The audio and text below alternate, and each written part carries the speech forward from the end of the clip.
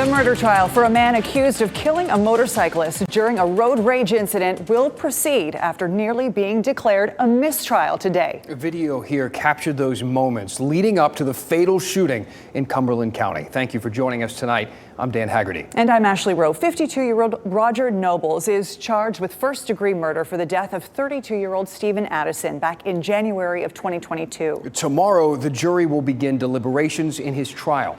WRAL Fayetteville reporter Gilbert Bays explains what happened in court today. Well, this was an emotional day in court today, and it started with the potential of a mistrial. That's because a juror and alternate juror were overheard discussing this case in the courthouse cafeteria.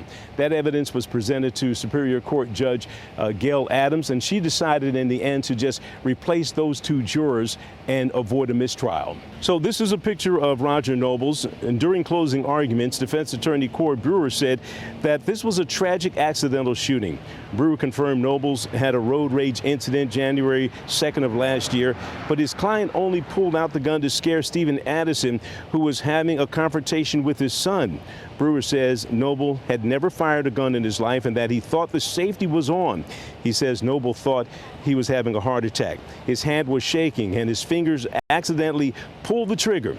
He asked the jury to find Nobles not guilty or guilty of involuntary manslaughter. But Assistant DA Joel Thompson had a different take on this situation altogether. He says after Roger told his son to move out the way, he shot Addison in cold blood without remorse. He wants the jury to find Nobles guilty of first-degree murder with malice.